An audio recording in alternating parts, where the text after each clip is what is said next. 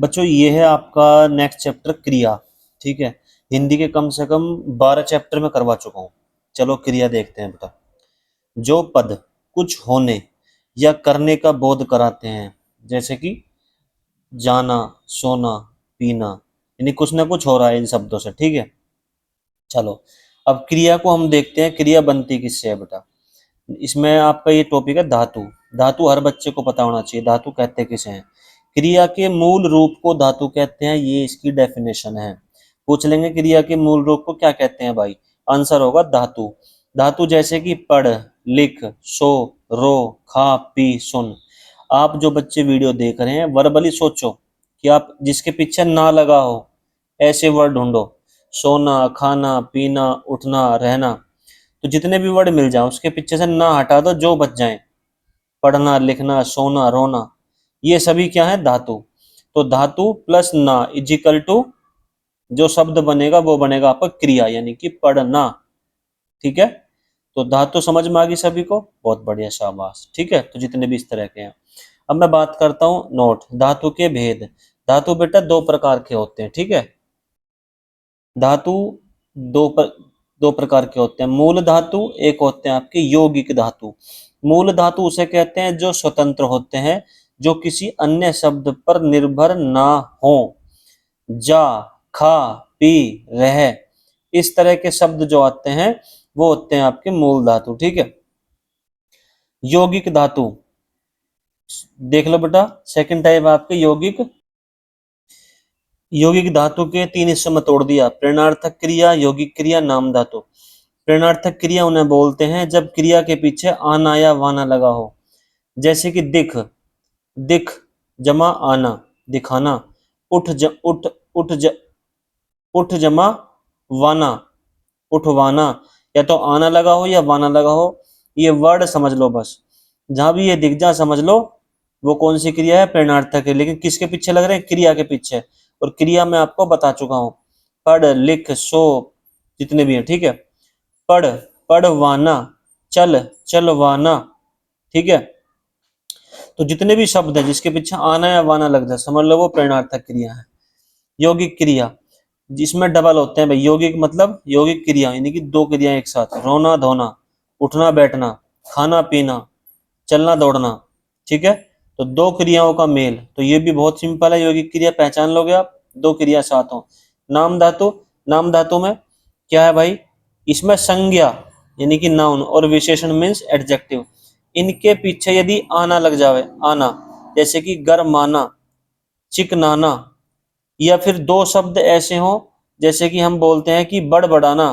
भाई बड़ और बड़ दो सेम हो गए, बड़ बड़।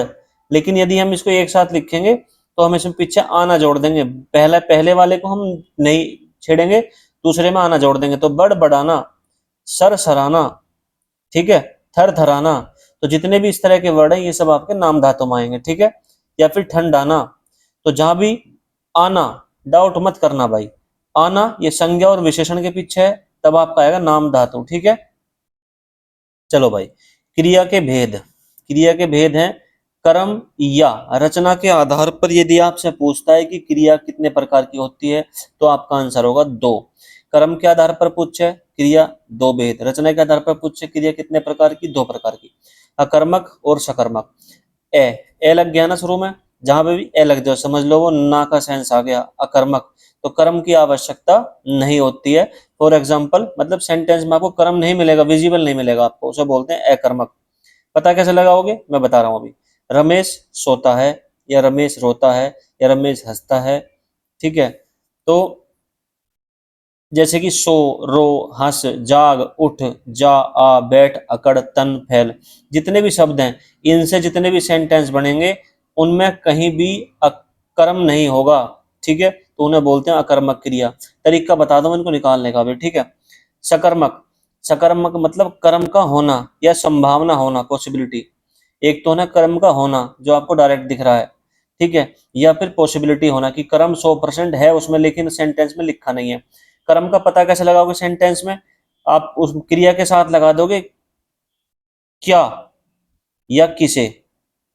यदि आप क्रिया के साथ ये दो वर्ड लगा दो तो सेंटेंस में आपको अपने क्या मिल जाएंगे बेटा, कर्म मिल जाएगा। ठीक है, तू पढ़, यानी कि सेंटेंस में डाल दें तू पढ़, तो इसमें कहीं कर्म आपको दिख रहा, नहीं दिख रहा। लेकिन जब पढ़ की बात आ रही है, तू पढ़, यदि मैं लगा दूं क्या, तो भाई क्या का जवाब मुझे मिल रहा है इसमें, भाई कुछ तो पढ़ रहा है वो, तू पढ़। ठीक है, पुस्तक। ठीक है, या तू लिख, या वह लिखता है, यदि मैं ऐसे बोलता हूं तो लिखता है क्या, लिखता है क्या, कर्म विजिबल नहीं है। ठीक है, या फिर वह लेटर लिखता है, या तो इसमें कर्म विजिबल हो गया, लेकिन वह लिखता है तो इसमें सेंटेंस में इनविजिबल है। तो क्या लगा दूं, लिखता है क्या, तो जिसमें विजिबल है उसमें तो लेटर साफ है, क्लियर है, लेकिन जिसमें नहीं, विजिबल नहीं है, तो उसमें क्लियर है भाई कुछ तो लिख रहा है। तो इस तरह से आप क्या और किसे शब्द लगाकर अपना कर्म निकाल सकते हो। जिसमें आपको इसके जवाब नहीं मिल रहे, वो वर्ड आएंगे आपके अकर्मक में। ठीक है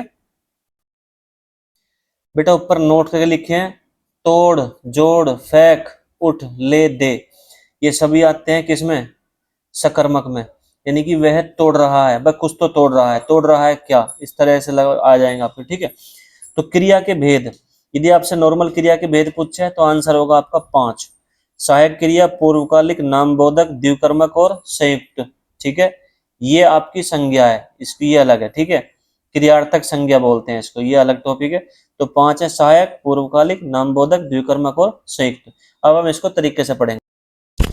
यहाँ ध्यान दो, सहायक क्रिया, यह हमेशा मुख्य क्रिया यानी कि मेन वर्ब के साथ लगती है। ठीक है, वह खाना खा चुका है, खा, वह पढ़ रहा है, सुरेश रोने लगा, तो खा, पढ़, सोने, रोने, ये तो आपकी होगी मुख्य क्रिया। हमेशा इसके साथ जो लगती हैं ये है आपकी सहायक क्रिया। ठीक है, मोस्ट इंपोर्टेंट है। ये है आपकी पूर्वकालिक, पूर्वकालिक क्रिया को पहचानने का मोस्ट इंपोर्टेंट ये आपकी ट्रिक है बेटा। ये आपकी ट्रिक है, कर, जहां पे भी कर लगा हो और ये सेंटेंस के बीच में लगा होगा भाई, कर लगा हो लेकिन सेंटेंस के बीच में। वह खाना खाकर बाहर चला गया, खा कर, पुष्पा उठकर बैठ गई, कर, वह बोल बोल कर थक गया, वह बैठ कर रोने लगा।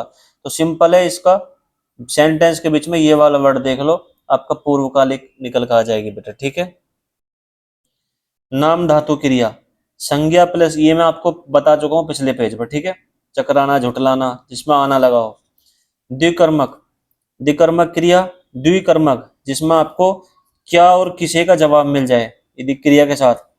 माँ ने राम को बिस्कुट खिलाया, बिस्कुट खिलाया क्या, पहला क्वेश्चन है, खिलाया, क्रिया के साथ ही मैं क्या लगा दूं, खिलाया क्या, बिस्कुट, खिलाया किसे, राम को, तो दोनों के जवाब मिल गए। तो ये वाली क्रिया हमारी कैसी हुई, ये हमारी द्विकर्मक क्रिया हुई। ठीक है, द्विकर्मक क्रिया। संयुक्त क्रिया, संयुक्त क्रिया मतलब जहां पर दो क्रियाएं हो।